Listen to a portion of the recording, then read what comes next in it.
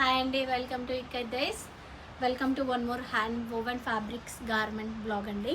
So ఇప్పుడు చూపిస్తున్నాను కదా, ఇది లెనిన్ కాటన్కి కస్టమైజ్డ్ డైయింగ్ ఇది.